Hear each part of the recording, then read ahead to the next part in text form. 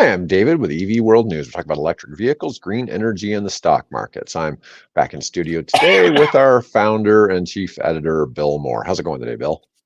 Hey, I passed my driving test.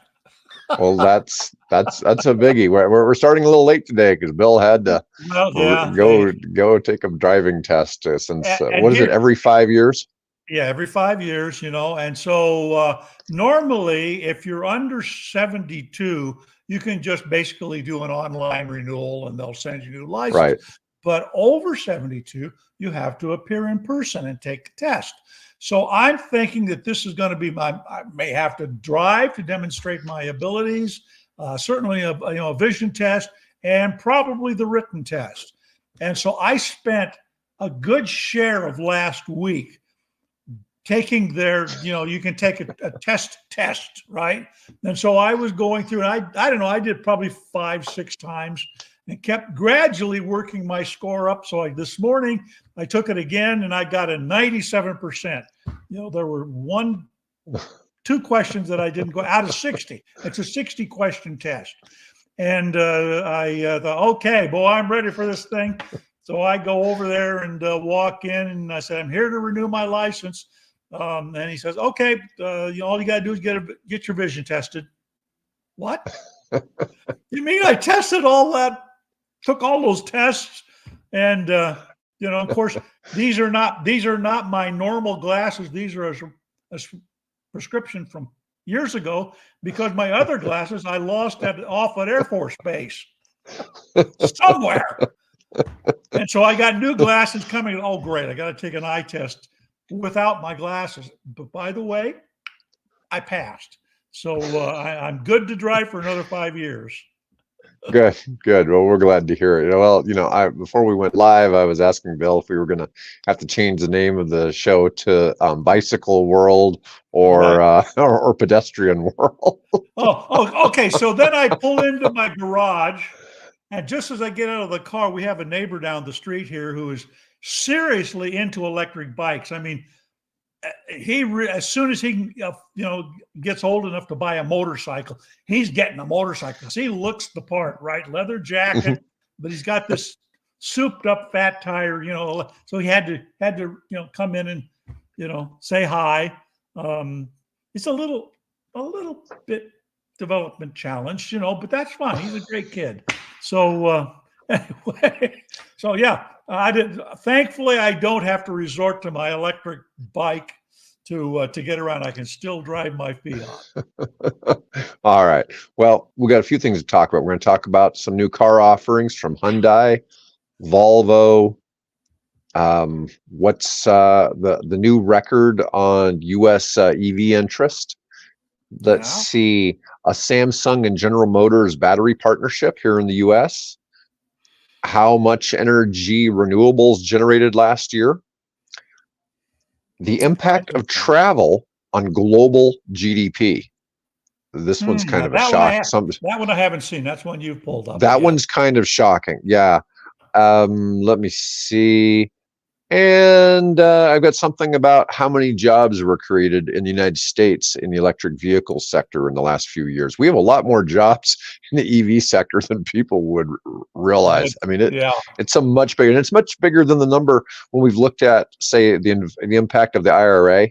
It's quite a bit larger number, not by multiples, but it is a bigger number. Anyways, let's start out. Let's talk about the new Hyundai 2025 Ioniq 5. Now, you were telling me that this one's going to be made down at Hyundai's plant in Georgia. They're putting together a plant out there. The press coverage on this, there's been quite a few stories have been written I came across today. The car is that they showed in Savannah is one of the first test cars that they assembled on their new production line. Exactly when models that'll be available for sale will be come out, I think that's still not quite certain, nor are they certain on what the car is going to cost, but they have integrated some improvements. It'll charge a bit faster, and it has about 20 miles more driving range than the current model that's available. So they're making some progress, but there's a fair number of stories that got published about the car. I actually about a week or so ago, we were at Trader Joe's. No, maybe 2 weeks ago, and somebody had one there. It was parked. Oh, wow. It was parked opposite to somebody's Cadillac Lyric, which is interesting. So I notice here in Omaha, I'm starting to see a fair number of Ford F-150 Lightnings now. good. I haven't seen. Yeah. Way more than, and it's usually just kind of out of the blue because they're a tough one to pick out because unless you see the Lightning badge on the back or you're looking at the front of it so you can see that it's got the flat front, you really can't tell that it's any different than any other F-150. Yeah, they still look the same. Or you see the charge port on the left front fender of the car. So yeah. True.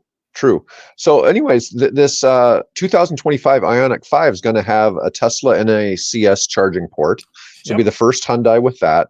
Now, what's unique is this Hyundai facility in Georgia where these are going to be made is currently making Kia EV9s. And Hyundai says they're going to crank out total for the all Hyundai brands about 300,000 cars a year. So this is apparently going to be one of them. And that way they qualify for U.S. tax incentives. Yep. Now, what they did point out is that the initial ones that are coming out will only qualify for about $3,500. But then, and I don't quite understand why, but then subsequent models will qualify for the full $7,500. Right. Okay. And let's see.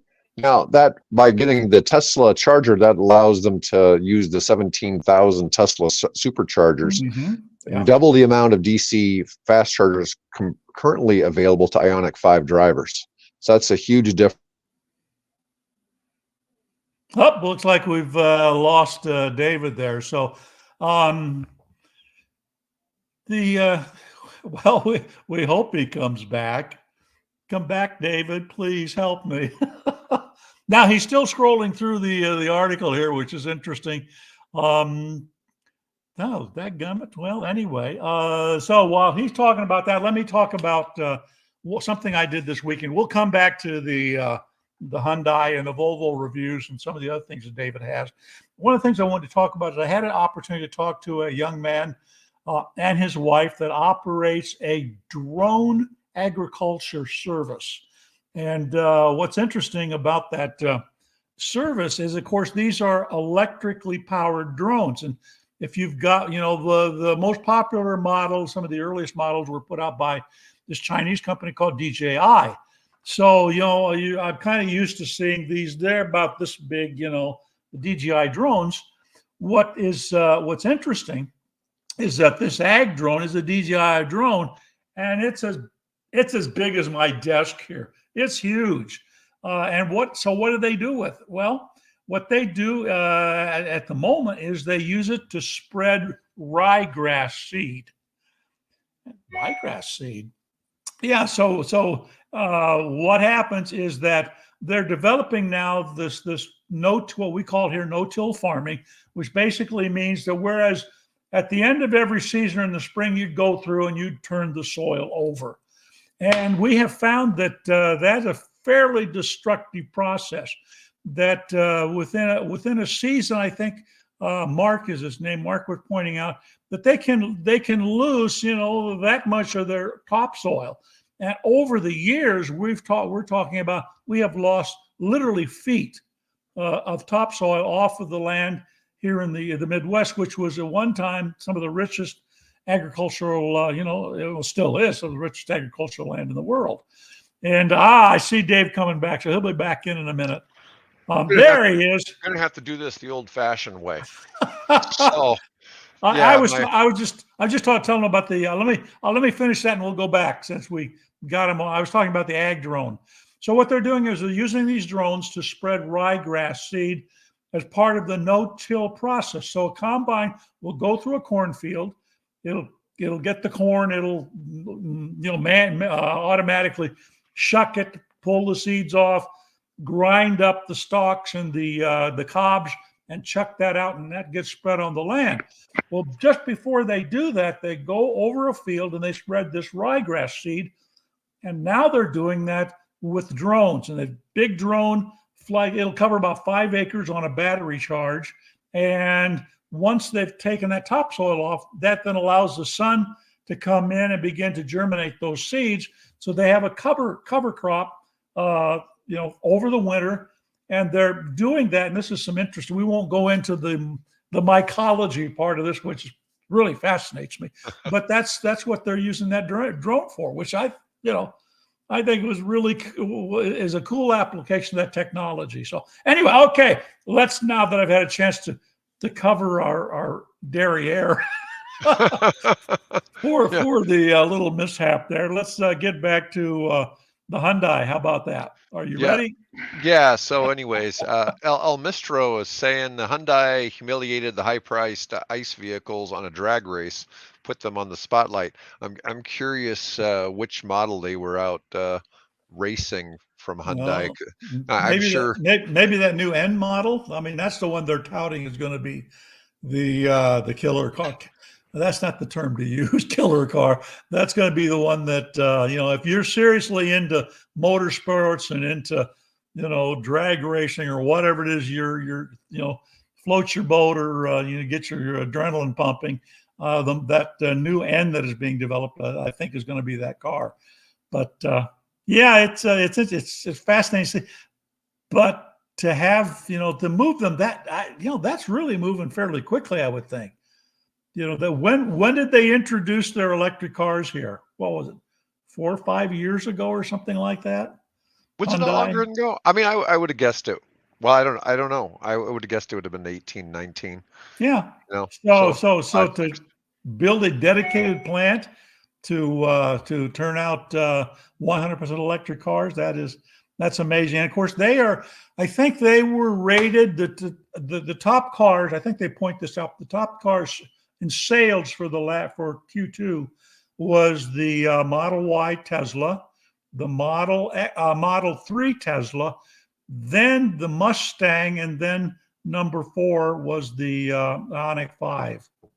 So what I think they list the numbers there, something like 22,000, somewhere 20,000 cars that were manufactured, which of course is paled by Tesla. The Model Y sold nearly 200,000, and the Model 3 somewhere comparable number. So Oh, it's crazy how many Tesla sells compared to all the other manufacturers. When yeah, people talk about the problems of cars stacking on lots and all that, you always see that little asterisk, except excludes Tesla, yeah, and it's always in the articles. But, go figure. The funny thing is too, you'll say, oh, you can't give away the used EVs either. And yet then we have somebody like our friend in Salt Lake City that sold over 1,000 used Model 3s. yeah. I mean, he cranks those things out. And what's interesting is for the car business, he's selling them all at 25,000, and so they get the $4,000 tax credit, and he averages making about $3,000 Per per car. car. Yeah, He's which getting is some good really good in deals. the used car business. Yeah. Yeah, and so that's after his expenses of transporting the cars in. And He he's a buys college professor or something, right? Yeah, he's a college professor too. Yeah. So, yeah, he's got a different. He's obviously well off. He's well capitalized. He has no debt on the business. He doesn't borrow to buy the cars. So he's able to do things that a lot of other Yeah. car dealerships aren't able to do. But he's had some cars that have massively lost money. He bought a Model Plaid or a Model S Plaid and took a bath on it. I think he lost like $30,000. He just held on Ouch. to it. Yeah, because he bought Ouch. it used when it was still expensive, and then then Tesla cut the price on the Plaid twice.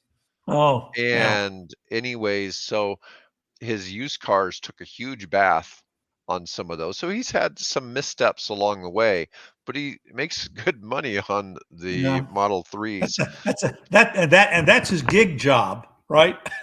Yeah. Yeah. Well, they're about to their second dealership is coming online now. Yeah. It's very So, quick. The professorship is going to be the gig job, and yeah. the car dealer will be the other. Okay, so Yeah, so let's Volvo. move on. Yeah, let's Yeah, move on Volvo. to the Volvo EX90. Is it the family EV you've been waiting for? Now, we were talking before we got on the show here. This the Volvo, all large SUVs are expensive. Okay, that's just the name of the game right now. Yeah. Okay, there's no such thing. I mean, if you look at a gas-powered full-size pickup truck, you're generally looking at an $80,000 pickup truck. If you look Yeah. That's, at anything from a Tahoe, an Expedition, a Suburban, any of those, you're looking at least 85,000 and more. and Get to a north of that. Navigator Yeah. at 100, you get to an Escalade, you're well over 100, and a lot of these are really expensive. So this isn't going to be a shocking price, but the this article here, and this is a nice looking SUV. This is a 3-row SUV. The Volvo 2025 Volvo EX90 starts at about 80,000. The price tested was 95,000, including destination charges, but it's a 3-row electric SUV. Got a couple of different motors, one producing 402 horsepower, another with 510 horsepower, and estimated range of 310 miles. And first deliveries are scheduled for later this year. Now, that being said, that's kind of a U.S. thing. The U.S. is real big on the big SUVs, things like that, and this qualifies. And driving a 6 or 7 passenger SUV offers about the same amount of satisfaction as helming a small school bus. I don't know. The thing is, I'm a large person, and I like the comfort of driving a Yeah. large SUV. Okay, it is really nice to be in a larger, comfortable cabin. Um, when I was younger, I thought I'd like to have a convertible Corvette. And so I went to the dealership and sat in one, and I couldn't fit Yeah. with the top up. I could drive it fine with the top off, just Yeah. not with the top on. So that was a bit of a challenge. And I've had a few other fancy cars I've gone and driven that my head was wedged back against the seat and the ceiling at the same time. Yeah. So, it really depends on, you know, if you're small enough to drive a smaller car comfortably. Now, but I'm sure this Volvo would be quite comfortable. But this electric SUV, let's see what we get here. We already talked about the range. It's not giving us any, it's going to give us any 0 to 60 times. Yep. So the smaller motor does 0 to 60 in about 5.7, and the bigger motor does it in 4.7. That's pretty damn fast for an SUV. Oh God, that's probably Fast for twice. anything. That's probably twice the acceleration in my Fiat. So Yeah. because I So think I my mean, Fiat at something was 8.4 seconds or something like that. it's funny when it looks like they got an iPad here in the middle of the car here, that kind of setup. That seems to be constant now, the setup. I do like still having this stuff here. On the Yeah, Teslas, not having things here just seems weird. yeah. Well, this is an interesting. Coming back to my driving test, Hmm. one of the questions early in the thing is it legal to have a device visible to the driver that can have video and things like that on it? And then my first time through that test, I thought, well, God, you've got these huge almost laptop, iPad type devices now in all these electric cars. That is that not illegal? Because obviously you want the driver to be able to see all that information. And Right. what they're talking about is not GPS navigation maps or, and so, if your air conditioning system is located there and things like that. What they don't want you doing is being able to see it from the driver, if it has games on it, or if you can use it to answer text messages or to watch movies, right? Right. That's illegal in the state of Nebraska. But the first time through, I went through and said, well, how does Tesla get around this? Obviously, you got all this stuff on there. So somehow or another, as long as it only shows things that do not distract you to the point to where you're putting data in, which I'm not sure how that works with a GPS, but anyway, yeah, that was one of the questions in there that threw me for a long time. Well, I get that. When you get into the like a Tesla or whatever, as soon as you hook up to the charger, it gives you all of your entertainment features.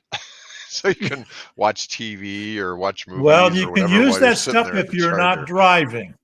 So yeah. Right, right. It's hooked up to the charger. But anyways, yeah, I get that. It always does seem a little weird because there are starting to be a lot of things going on those screens. Hmm. But in all fairness, on some of them, like the Tesla, when it's showing you what's ahead of you, what's behind you, what's in the two lanes to either side, Right. Yep. it basically, if you're looking over there, you don't really need to be looking out front because it's already the radar on the car is already showing you where Yeah. everything's at, which is Yeah. pretty unique. But let's see. But they're saying here that this car has the quietest cabin ever. Now, this is one thing that Tesla is not known for, is a quiet cabin. But um, on the Volvo, that's pretty cool. No artificial engine noise. It's almost like it's got a mute button for the road. The Hush was that not the product of active noise canceling in the speakers like other luxury vehicles, but rather the quiet is created solely from cabin construction. Yeah. Oh, you can even soften or firm up the suspension. So that's a pretty cool feature. Looks Anyways, like let's move on from the it's a Volvo. two, yeah, it's a 2-3-2 seating. It looks like Yeah, because it's seven probably. seven seats. Yeah. Okay. All All right. right, Let's let's move move on. on. So, U.S. study says that current U.S. interest in buying EVs, 28% of Americans now say Wow. their next car will be a battery electric vehicle, not a plug-in hybrid, but a battery electric vehicle. That's starting to be a pretty big number because currently, what did we have for new car sales last year was 7% EVs, and Yeah. it's looking Yeah. like And it's that, on that's track that's for the 9 this latest year. number I've seen. Yeah. The thing is, people don't buy a new car every year, so No. it takes time. But anyways, And this now, is the period of time between purchasing the car and looking to get a new car, put a replacement car, doesn't necessarily be Mhm. new, is over 12 years now. So when you buy a Really car, you'll have that car generally, for 12 years. that's well, and right now with the way inflation and stuff is, I suspect people are holding off on major purchases like cars. So Well, yeah, that's and got to be hurting. particularly on EVs because here this technology is changing so rapidly that I think what everybody is sort of thinking, well, I'll wait till the price gets comparable to the gas car and it does everything that gas car would do, but it's cheaper because I can charge it off electricity at my home or wherever. Right. And I think that rapid evolution of the technology is probably what's keeping some people from jumping in. They say, well, I'll just hold on to mine until it gets to the point to where it makes sense for my lifestyle. Well, they're certainly getting closer in price, and that's something that changes every couple of months. There's a pretty significant amount. Battery electric vehicles retail sales in the US were 9.2% of the market for June and July of this year. So that's certainly a pickup from last year. Yep, yep. All right. But it pales compared to Norway. Oh yeah, Because absolutely. Norway We're is 10 years behind. 99%. I think, was it 99%? Something like that. No, maybe it was 94. 94% of all the new cars sold in Norway are now electric. Yeah, it's tougher. Well, they've got the financial incentives, Yeah. that their incentives are different. You simply aren't paying, they're withholding certain taxes, but those taxes are so high. People always think it's crazy to put tariffs on cars, 100% tariff on a Chinese EV, but the Europeans are kind of used to that because they've pretty much had 100% taxes on cars from other countries for years. So it's And, not some, it's and just the different here. Chinese And the Chinese are somewhat used to that because you couldn't even buy a car in China unless you had to get the license plate first. And there was an auction for the license plate, right? Well, auction, I'm sorry, not an auction, a lottery. So you'd have to literally win the lottery to be able to buy the license, which was almost the same price as the car. And then you could go down and buy the car. Wow. Which was, yeah, that's how, but then apparently it's been a long time since I've been in Beijing. This was in the late, early 2000s, but boy, it was jam-packed with cars, bumper to bumper. So I don't know. I can see why they wanted to do that. Now, the exception was if it was electric, then you got a little better chance of getting the car earlier than going through that long process of lotteries and things. All right. Well, let's get on to Samsung SDI and GM finalized an agreement to establish EV battery joint venture in the U.S. And this is just on the 28th of August. Samsung announced the completion and signing of an agreement with GM to establish a joint venture focused on supplying EV batteries in the U.S. The agreement marks a significant step forward in the partnership between the two companies, which began with an initial agreement in April of last year. And the signing took place in Samsung's office in Seoul and was attended by key executives from both GM and Samsung. It'll be located in New Carlisle, Indiana, on a 680-acre site. That's a pretty big site. That's about a square mile. That's bigger than a square mile. 600 what? 680. So it's bigger than a section because a section Yeah. is 640 acres. 40, right. Yeah. Yeah, I mean, that's a pretty big site. This new facility is expected to create over 1,600 jobs, providing a substantial boost to the local economy. As another example of how the EV industry is making great progress in stimulating the U.S. economy. And I don't know where New Carlisle is, but I've looked at other incentives in the state of Indiana recently, and they have almost a 20%, I don't know, on a plant of this expense, because it's the two companies, Samsung and GM, are investing $3.5 billion into this plant, but I suspect the state of Indiana is probably contributing several hundred million. Yeah, As part of this. property and tax breaks normally is what they do. Well, Yeah. they had a deal, and this may have been only on smaller businesses, meaning like under $100 million. But I've looked at opportunities to get the state of Indiana to contribute 20% of the initial funding of a manufacturing facility. So Okay. I'm aware that there's some pretty significant things done to attract jobs to certain parts of that state. Right. Let's see. Well, the other thing too is because they're doing this with Samsung rather than CATL in China, Mhm. I suspect there probably will be less local opposition. That's the problem they're running into with Ford over in Illinois is they're getting all kinds of local opposition, quote, because this is a Chinese company and the plant is being built near a National Guard base or something like that, and there's security concerns, where I would think because it's a South Korean company with whom we've had a long alliance, that there'll probably be less of that type of opposition to it locally. We'll see. Yeah, I suspect that's a big part of it as well. Um, Cattle is owned partially by the Chinese government. Yeah. So it's it's kind of like when we used to have, what's the German package delivery company? Yeah, DHL. Yeah, and there was issues with them in the United States because they were being subsidized by Germany, and I think that led to DHL leaving the U.S. market or something. At least I don't see them anymore. So No, I think they're still in operation. I guess we'd have to do some yeah, research. but I'm just If saying there was somebody, something yeah, if one about of the listeners, pressure. if you know, make a comment in below.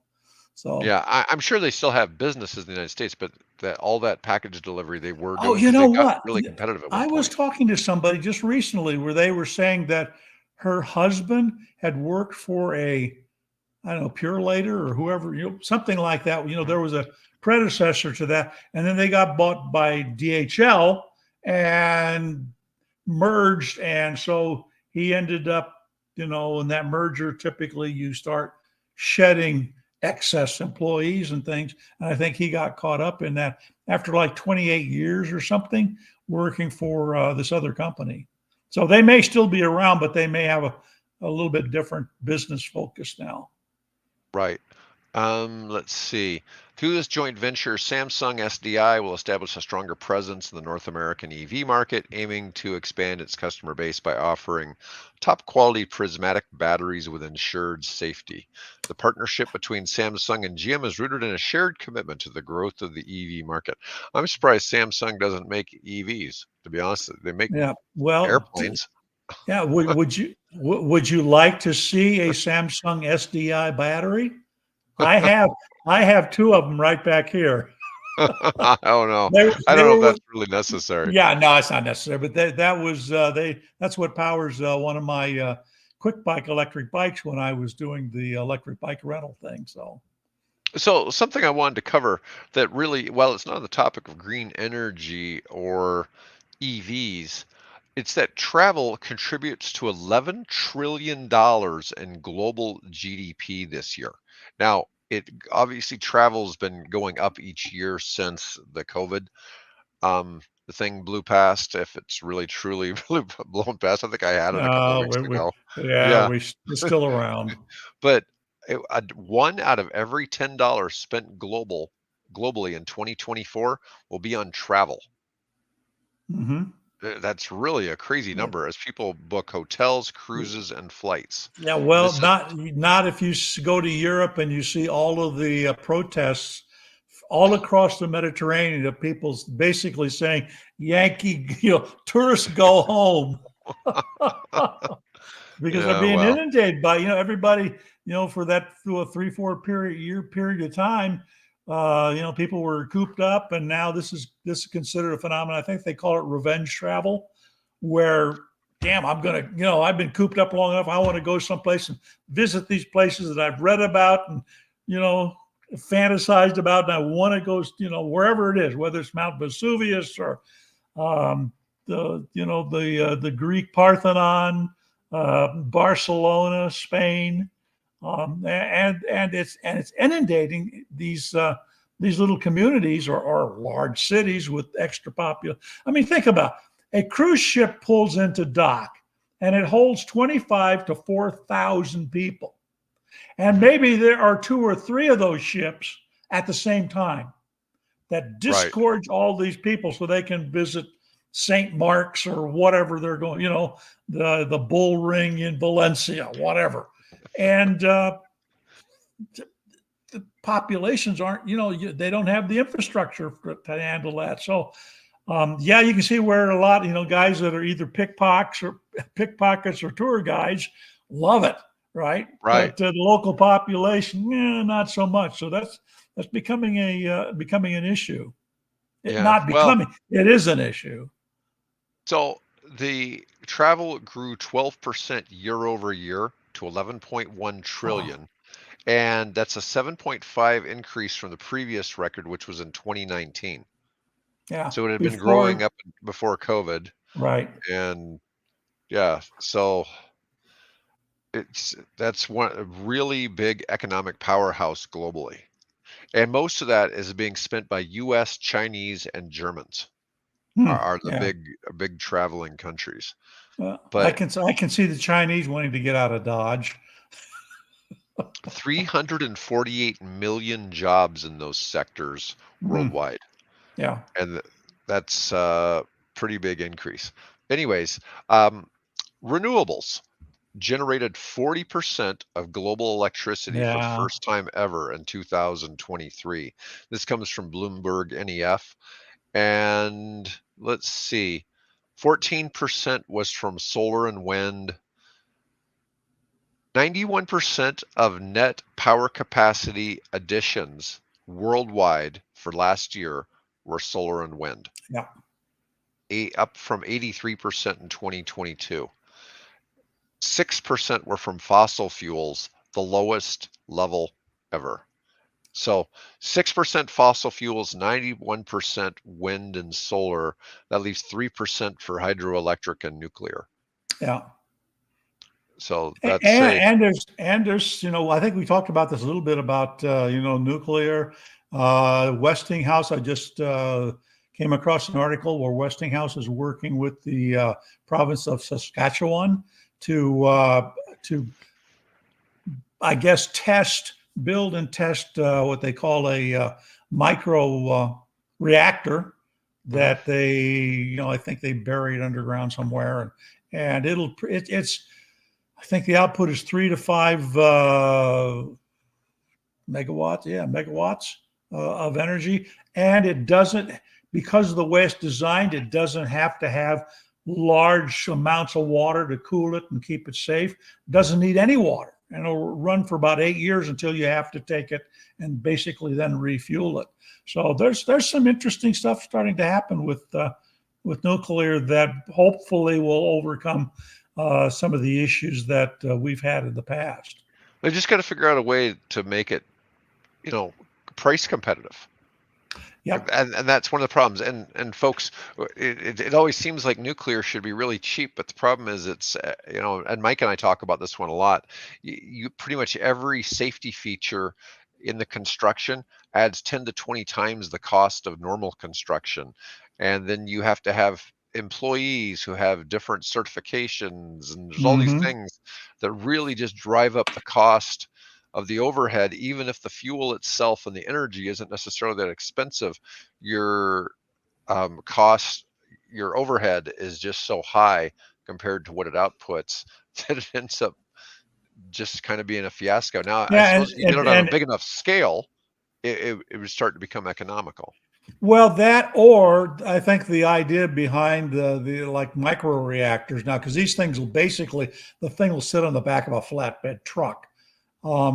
So if you can make that like turning out cars off an assembly line, then you could, because I think this one reactor they're talking about, it'll take care of I don't know, like 1,000 houses or something like that.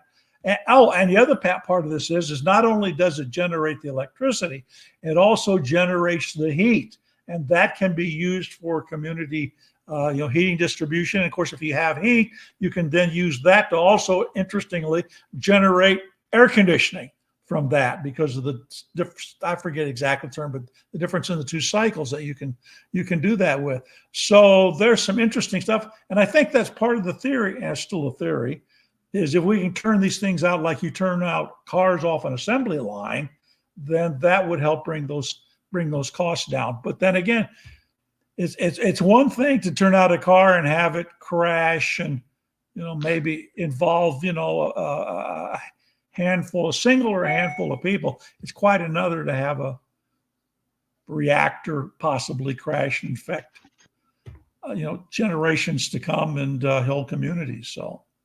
Right.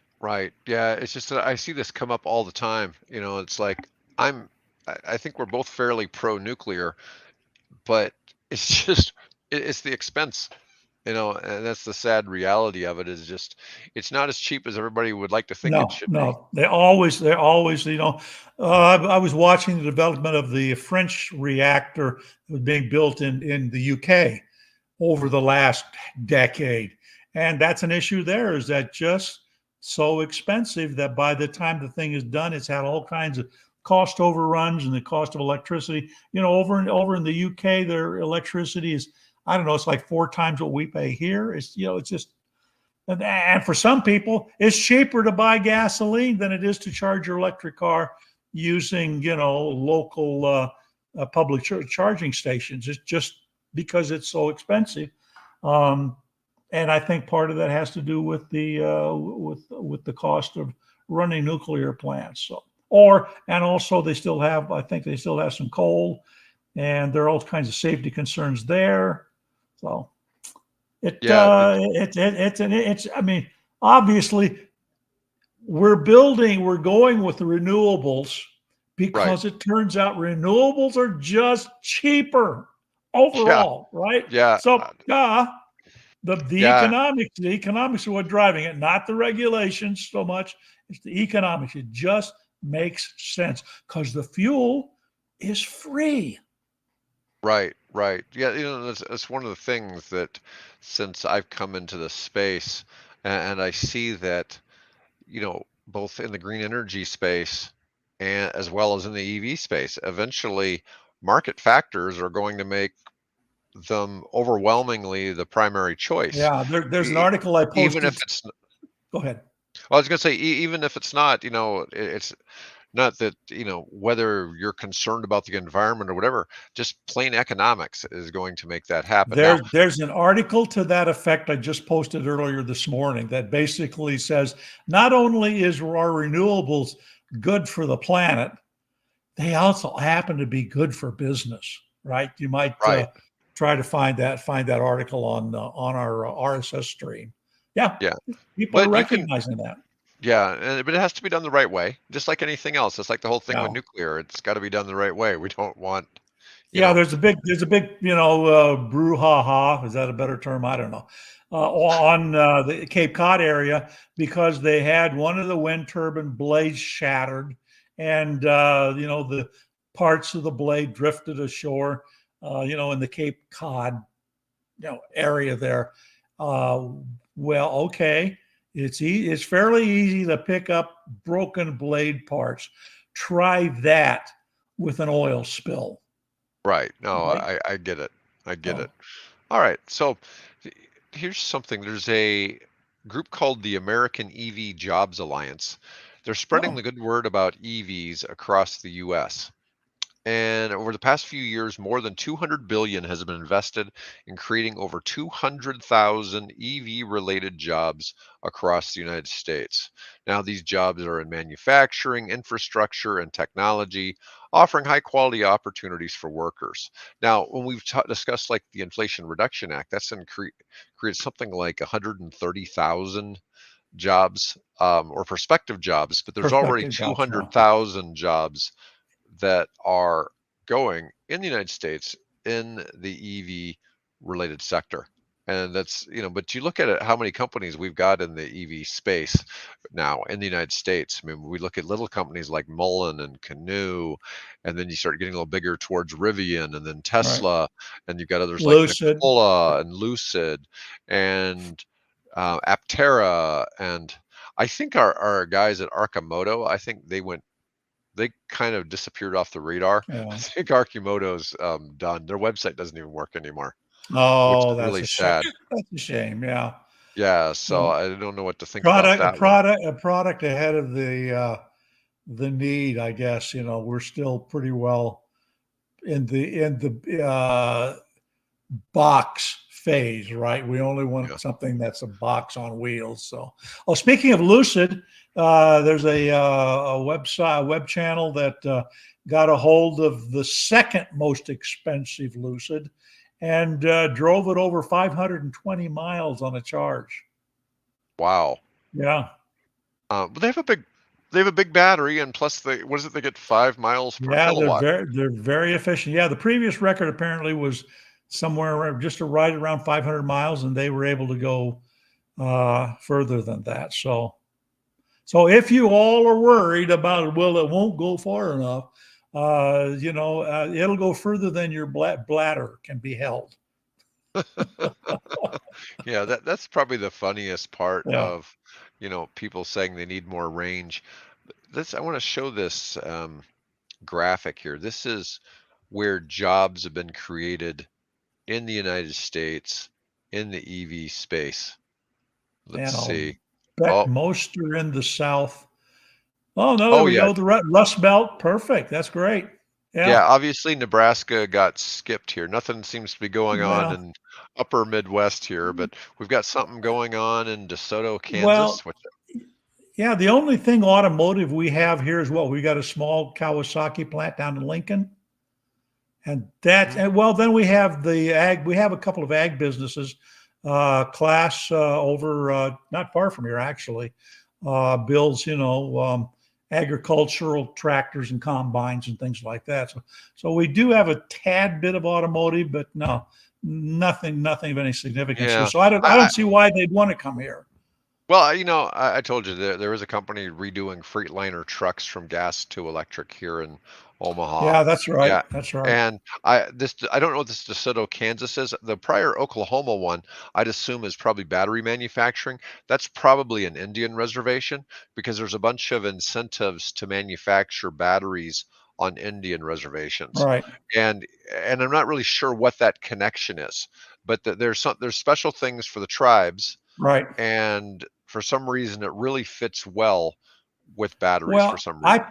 I proposed, wow, over a decade ago, of assembling electric assist bicycles on Indian reservations because it's a relatively low tech.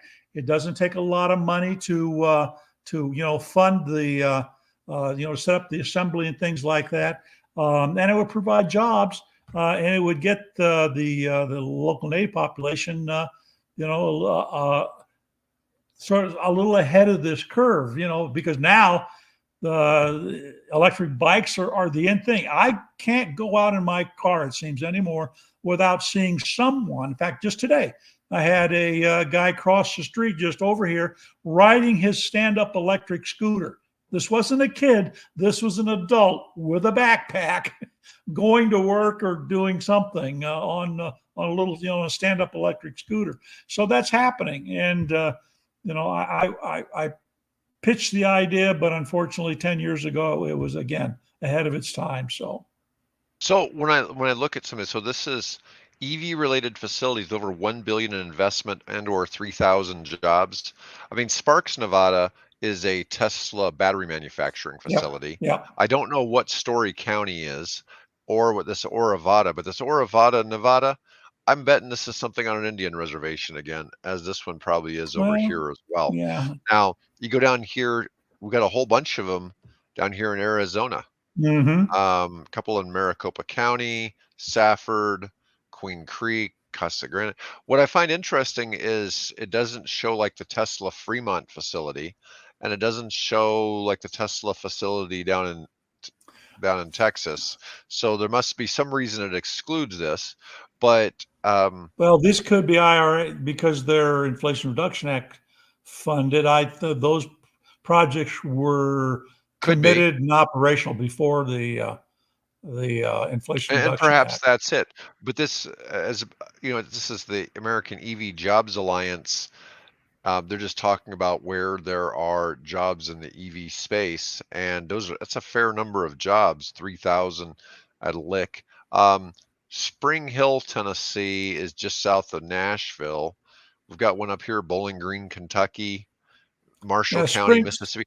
I don't know what's in Marshall County, Mississippi. That's really an impoverished county down below Memphis. There was a company, again, a long time ago that was building in Tunica. I think it's called Tunica, Mississippi. Yeah. That was building basically low-speed electric, vehicles. Then the guy that was running that was Terry McAuliffe, Bill Clinton's campaign manager, and then he became the governor of Virginia. He was the previous governor of Virginia. Right. So Terry McAuliffe, and that may be where we're. As a matter of fact, That's just not looking at Marshall the County. map. Yeah, that's not Marshall County. So do you know who owns that Tunica facility now? Not Mullen Automotive. Mullen Automotive is making Class 3 electric trucks in that facility. Yeah, so they're making commercial trucks out of that facility in Tunica. But Marshall County is a little bit further east. It's over on the drive to towards Oxford, Mississippi. Yeah, you'd know that area better than I do. So. But I've been looking here at some of the ones. You get a whole bunch of them in Georgia. You look at South Carolina, it's just full of them.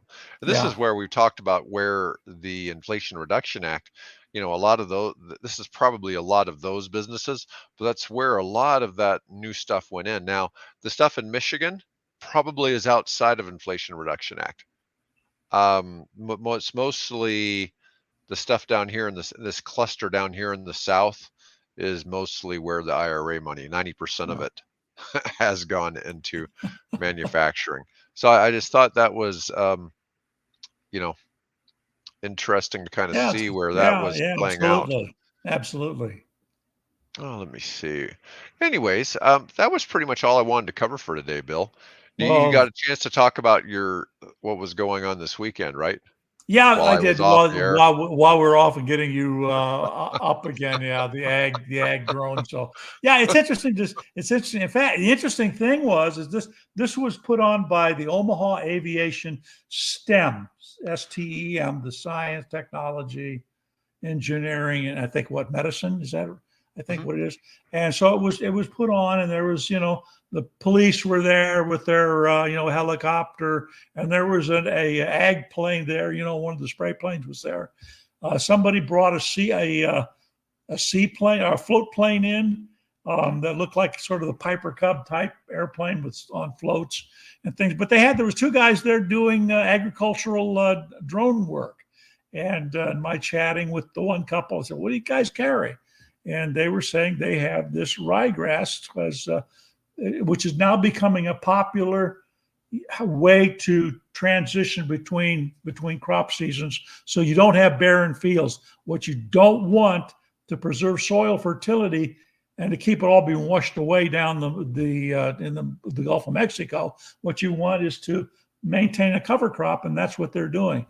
They can do only small plots at a time. The thing flies for about 10 minutes, but it covers about 5 acres, and most of that is being done on for want of a better term, an experimental basis. So we'll pick a plot, we'll seed that, and then we'll compare that to where an area where we've done no-till, but we've just left the crop in the field, the residue in the field after we've gone through and combined it. So it's fun to do that. And of course, my interest was, could we fill this with what I call a soup of mycelium and bacteria to spray that on the fields and reintroduce the soil microbes back into the soil, because we've used so many herbicides and pesticides and things that basically we've destroyed much of that soil structure. So anyway, it's interesting to see electric drones in there Right. and being used for really interesting and constructive purposes, not just photographing accidents and people's out of people's backyards and things like that. So yeah. All right, Sorry. well, folks, appreciate y'all watching, even though I had my technical difficulties today. And I'll be back tomorrow with Mike. And Okay. otherwise, be back with Bill on